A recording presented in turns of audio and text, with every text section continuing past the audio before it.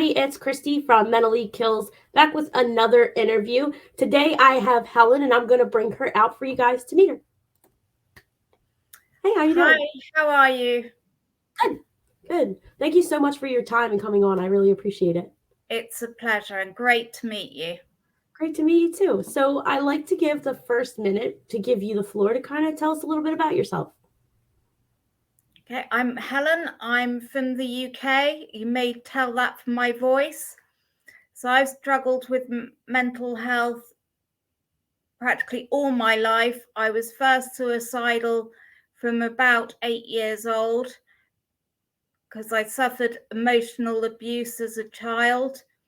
Everyone thinks that childhood abuse has to be sexual or physical. It can be mental, and it's not spoken about enough. And then that stayed with me growing up. I developed an addiction and certainly substance misuse in my late teens, and that just escalated. I became very ill after I'd had my children, and during my marriage, that really broke down due to my past trauma of emotional abuse, and things became very difficult, escalating because of my drinking. I became very depressed. I was suicidal latterly, anxiety constantly, and then on my marriage ending, that's when my addiction really kicked off. My drug of choice was alcohol, but to be honest, I'd use food, shopping, anything just to escape. And it's something I see in, day out. But the real gateway to all of this was trauma from my early childhood. And then the trauma of being ill and subsequent trauma from my marriage. And yeah, just all culminated into this hideous mess. I'm really sorry you went through that. It must have been really It's, difficult. yeah, but I've survived it, and that's why I'm now here to tell the story and to help others.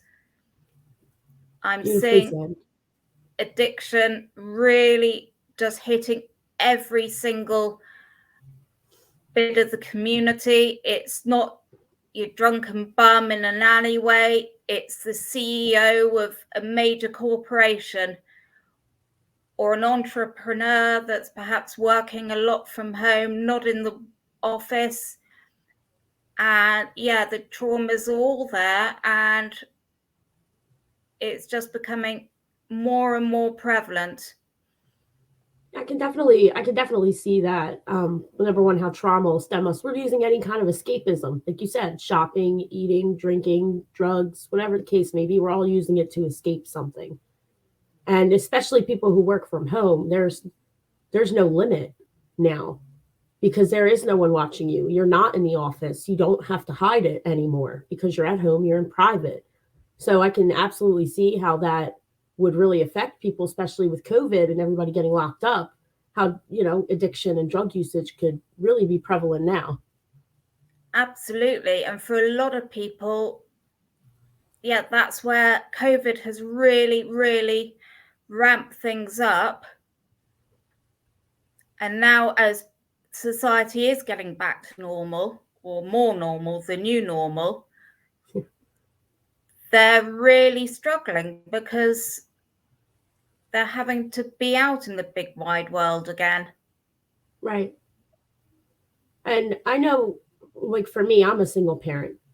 So rehab isn't always an option for everybody. Like for me, it's my family life. I can't go away. I have to work or nobody's paying the bills. I have to be here to take care of my child. What are some of the reasons that you've seen people not go to rehab? That's one of them because, yes, I was a single mother as well, and rehab couldn't have been an option. For a lawyer as well, yeah, another lawyer could take their spot, but if they've done all the hard work and things, they want to see things through. So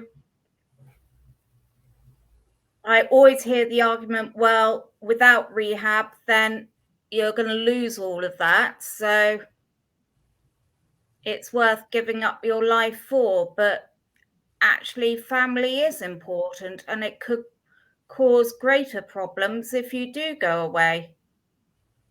That's right. So Financially as well, financially, yeah. it's a big hit. Yes, you have your free options of recovery, but they're not necessarily for all. Like the CEO of a major corporation is not going to really want to give over their will and their life to the care of anyone or anything. That's true. And they pay top dollar, though. Yeah, and I've recently worked with a lady, and if she had given up her will and her life, to the care of God, then yeah, she would have been really disempowered, and she'd be in a worse position now because she had to make choices and make decisions. And you know what, excuse me, I like the way you said that, disempowered, because it is. It makes you feel like, for lack of a better way to describe it, trash, like a failure going to rehab, when really it's the opposite. I think it takes a lot of bravery to say, I have a problem and I need help, and I'm going to go do what I have to go get it. I think that's where kind of there's a problem in society, where people think like if we go to, let's say, a mental institution or go to rehab, that's a sign of failure, when in reality it's a sign of strength, because instead of living like this and continuing down the same path, this person's saying, I deserve more. I deserve better. I'm worth more. So I like that. That person is hurting. That's right. They are really, really hurting. I know that because I've been there. Me too. So when it comes to rehab, and they have, let's say, for example, Alcoholics Anonymous, I think it's a 12-step program, right? Mm-hmm. I know we'd spoken before, and you said religion is sometimes the reason that people don't go either. Yeah, although obviously Alcoholics Anonymous, it is not religious, it is spiritual. Right. It's a God of your understanding, but that G word could still just, and I have seen it time and time again, have people running out the door. It could bring out other traumas, perhaps growing up if they've been in a really religious household. That G word could absolutely scare the living whatever's out of them. Yeah. And you don't need to be disempowered. We are born with incredible innate resources. That's right. That's absolutely it's right. learning how to utilize them. And yeah, you do have to get to the root of the problem, the root cause, but fundamentally 9 times out of 10, it is the emotional health that is damaged of that person. So you've got to say, right, okay, there lies the problem. Let's find the solution. And the solution is not found in any drug or even a behavioral addiction. That's very true. So emotional health, it's something we don't talk about as a society at all. We don't. We talk about mental health and physical health, but they're all tied, the three of them together. That's right. And emotional health is absolutely vital. I didn't have any emotional health growing up, and it then knocked on to self-esteem and self-confidence. But it wasn't just what happened at home, it's what happened at school. And I'm going to be starting to work with young people and schools to really ensure that the emotional health is there and it is sustained to give the best start in life. Because otherwise, if you're emotionally damaged, that causes trauma, and trauma is the gateway. That's very And true. I've got family member as well that is addicted to work, but actually you look at the emotional health and they're actually not happy deep inside, and this life is too short to live like that, and it's what he's giving up for what he thinks is important. And it's really sad to see. I agree. Yeah. Like I said, we're all running from something.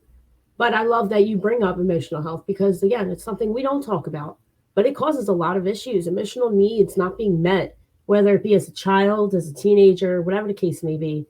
It causes a lot of mental health conditions, and it causes a lot of problems with addiction and people who use escapism, because that's what they're used to. They're used to not dealing with their issues, they're used to just running from it because they don't even know how to navigate it. And sometimes that's not even our parents' fault because they don't know how to No, navigate it, and it's I say a lot in my interviews that I do, that forgiving your parents is a very big part of healing, even if it wasn't, an abusive situation. Our parents let us down in some way. We all feel that way because there's no they did handbook. their best. It's Exactly. like, I know my mother did her best, but she was damaged in her own way That's right. and learned behavior. And I've had to really, really work hard myself not to carry that down into my kids. It's very true. So now when it comes to emotional health, and I know you have your company, or it's disaddicted.coach for anybody who can see it across the bottom. Why don't you tell us a little bit about that and what that includes? Like, what do you do for people? I work with addicts primarily.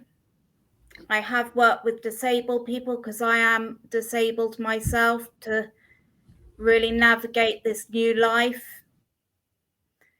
But addiction recovery from home or the workplace, which leaves you feel empowered and in control. Very nice. And I'm going to put your email up here for anybody who wants to contact you, and you can visit the website too. What I like to do at the end of the interview, because we are getting close to the end, is to give you the floor and give you a chance to just send a message out to anybody, um, just a word of encouragement, or anything you want to say. So I'm going to give you the floor to do that, and then I'll give my final thought, and then we'll be done.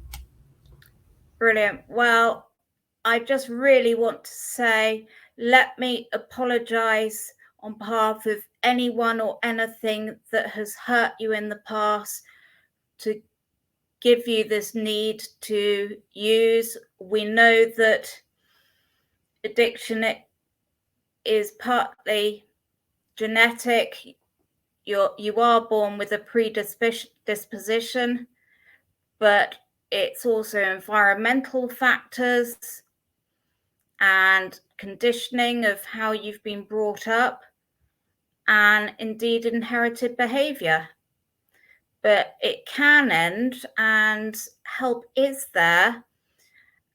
And although I know a lot of people have recovered with God and religion, but there's something to suit everybody. And for some people, they're fine with going to rehab, and it's a great option. But just realize that there are other ways out too. But you deserve the best. You have you have a new life every day the moment you open your eyes. So embrace it. You never know what's around the corner, so live it. have your Beautifully best said. life. Beautifully said. Beautifully said. Well, thank you so much for your time and your wisdom and your expertise. And I'm going to give my final thought and then we'll be done. Okay, well, lovely to meet you, and yeah, we'll stay in touch.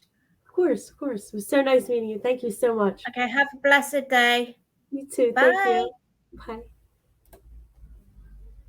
So, final thoughts here. Emotional health is very important, and it's something that people don't realize we need to pay attention to. Mental and physical health are top priority. But what about the emotional? Emotional health is what causes a lot of addiction, what causes a lot of escapism, what causes a lot of mental health conditions. Make sure you're taking care of your emotional health. That's it. And this has been another Mentally Kills interview. My name is Christy, and I will see you on the next one.